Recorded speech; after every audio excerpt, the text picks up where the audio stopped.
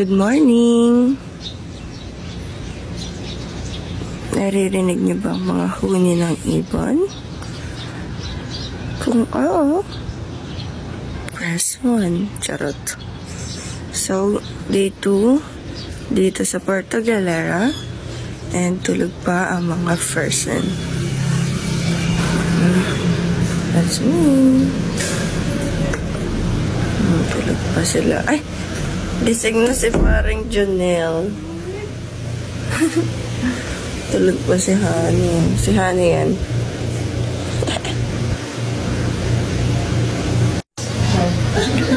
Good morning, good morning. Rise up. Gising, gising, gising. Gising, gising, gising. Gising housemate PBB, ano to? Ngayon lang ako nagising ngayon lang ako naunang nagising kay Aaron. Congratulations, self. Hello, second day dito sa Puerto G. Puerto G. Hi. Ayan, so papunta kami sa bilihan ng mga pang swimming. Oo. Dahil magtutour kami today. Yun lang. Ganda. Ito,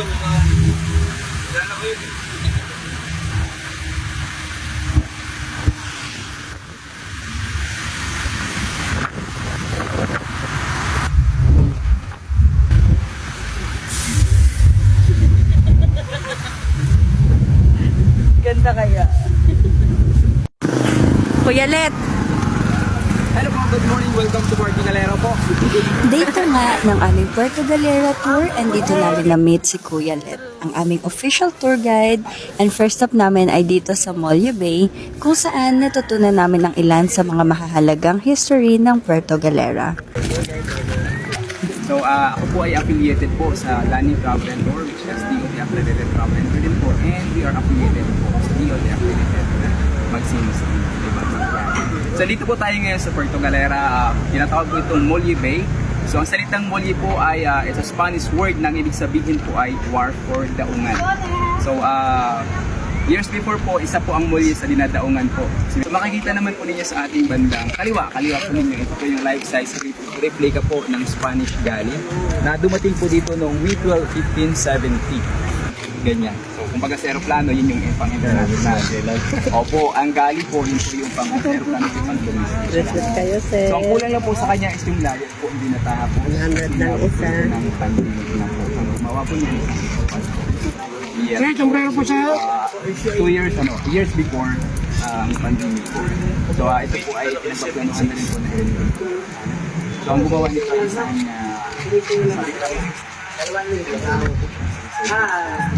ganyan-ganyan po ang itsura, pero siya po ay yari po ngayon sa semento.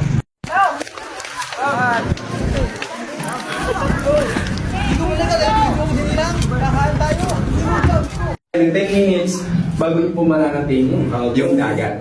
Napakalapad po ng buhanginan. So mamapalag na po kami ngayon dahil nagkaroon na po ng seawall. Dahil dati po ay nagulan na po sila sa beach front. Ano po? Ito naman po yung San Miguel.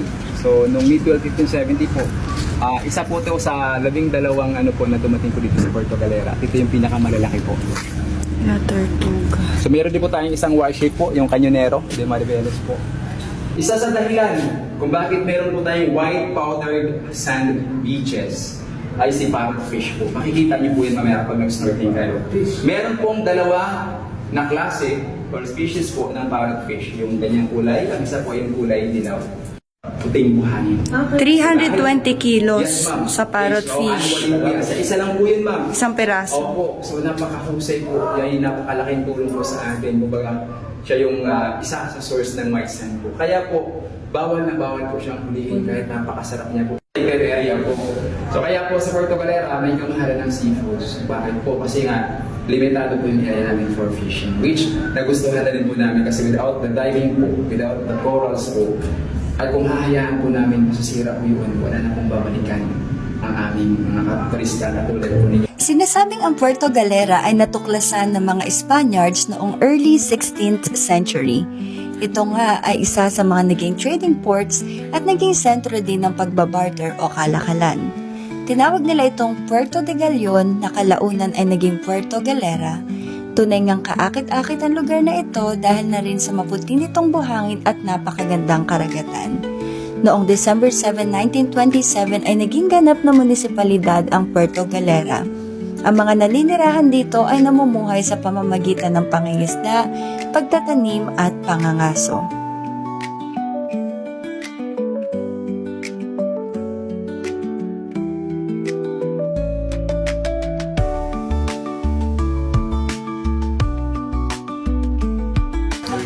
Dito po sa Puerto Galera, ma'am, meron tayong 20 different species po ng mangroves. Ano po, at napakaganda ho ng idinudulot ng mangrove sa atin. Kasi siya po yung, unang-una, sila po yung naging natural barrier po against po ng mga surcharge, tsunami, tsaka po, natural na tagasala. Dahil yung mga ugat po nila, yung mga basura po hindi maiwasan na pupunta sa dagat po, nasa sala po sumasabit dyan. Tapos yung ating mga bantay dagat po at maritime ay naglalagay po ng schedule para kolektahin naman po yung mga nasasala dyan. Ano ho? Yan po yung mga fruit bats po kung tawagin natin. Ano? Mga paniki po. So sila po ay tinagurian po natin fruit bats po. Sa ngayon po, ang bilang po nila ay umabot po ng 12,400 na higit po. Yung maingay. Yan po yun. So sila po ay mga nocturnal. Tulog sila pag-araw, mga nag-iingay ng ganyan nakasabit po. Mamaya po yan, mga 6:30 po lilipad. So sila din po ang katulong natin para sa reforestation. Dahil yung mga kinakain nilang bunga, yung mga buto po nun, ilalaglag nila kung saan. Kaya nanatiling green po ang Puerto Galera. Grabe, those are fruit bats. Kagaya ng mga lokal ng Puerto Galera, tunay ngang upang mapanatiling maganda at maayos ang isang lugar ay dapat mo itong alagaan, mahalin at ingatan. Hindi lamang iisang tao ang dapat na gumagalaw, kundi ang lahat na nasasakupan nito ay dapat na may ginagawa at may pagpapahalaga. Ang relasyon ng kalikasan at tao ay mapapanatili lamang na payapa kung mas iintindihin natin kung ano ang pangangailangan ng kalikasan at kung ano naman ang kaya nitong isukli sa atin bilang mga tao. Sobrang dami talaga namin natutunan kay Kuya Let pagdating sa history ng Puerto Galera. Pero at the same time, ang dami din namin magagandang pictures kasi isa din siyang human drone.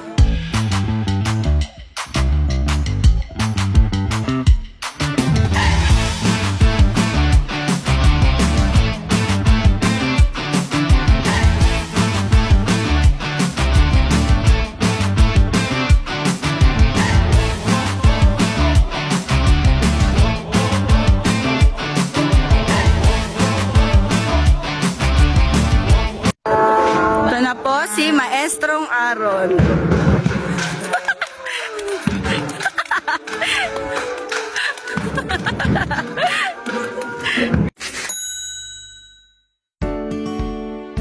Ang Tamarao Falls ay isa sa mga sikat na tourist destination sa Puerto Galera at ito ay matatagpuan sa Barangay Villaflor. Isa din itong great spot sa mga nature lovers. Ang falls ay ipinangalan sa isang endangered species na Tamarao, isang rare buffalo na matatagpuan sa Mindoro.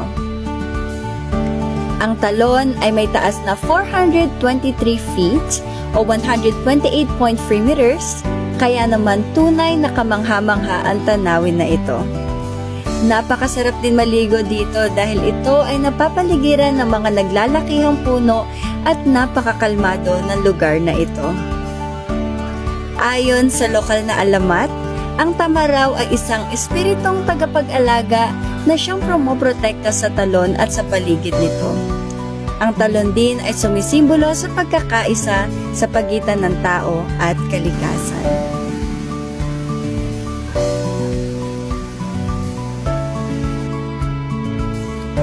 Ang sunod nga namin pinuntahan ay ang Aplayang Munti, o mas kilala din sa tawag na Pebble Beach of Virgin Island. Ito ay matatagpuan sa Dulangan, Puerto Galera. Ito ay may nakamamanghang rock formation at magandang tanawin ng dagat.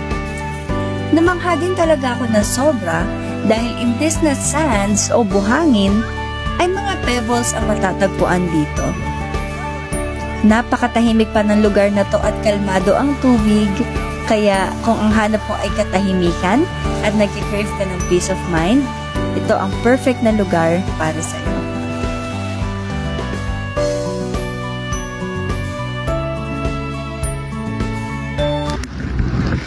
Papunta kami sa snorkeling. Dito naman sa part na to ay nagpre-prepare kami para sa aming snorkeling. And ito na nga ang pinaka nagustuhan ko talagang part ng tour namin. So, tara na mga kagala, samahan niyo kami at i-explore natin ang karagatan ng Puerto Galera.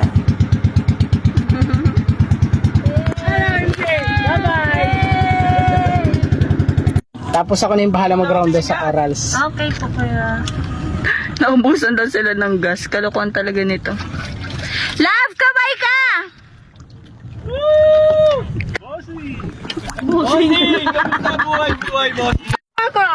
Hello! Hello! Okay, so, nag-i-snorkeling na kami, guys. Hello!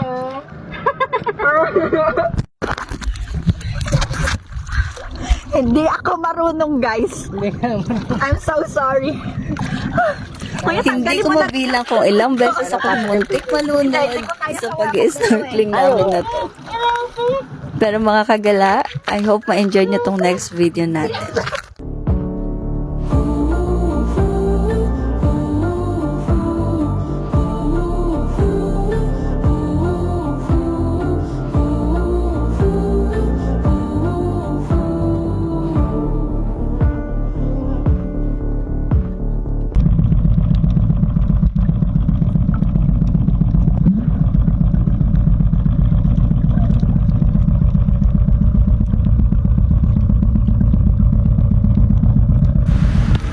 Grabe. Hindi ko ma-justify sa vlog na to kung gaano kaganda ang mga nakita namin sa karagatan ng Puerto. Ang mga naglalakihang corals, mga pawikan, iba't ibang uri ng mga laman dagat ang aming nasaksihan. Tunay ngang napakaganda ng karagatan lalo na kapag ito'y ating patuloy na iningatan. Ito'y isang mundong pwede nating takbuhan kapag ang lahat ay nakakapagod na.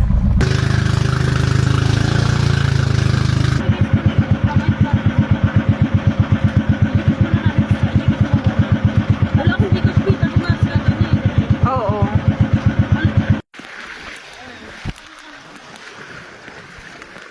Dumating na ang mga manlalayag.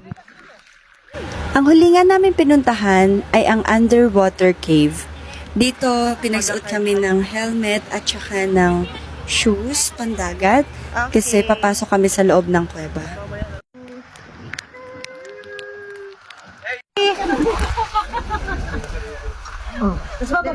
Sige pa, sige pa. Tandaan. Sige ba, hanggang dun po kayo.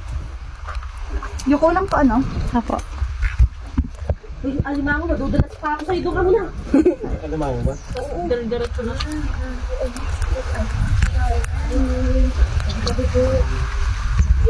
So, kailangan ko nang tanggalin ng aking shades. Apo. Madaling na. Ay, ma'am, doon muna kayo, ha? Hawak ka mabuti. Picture.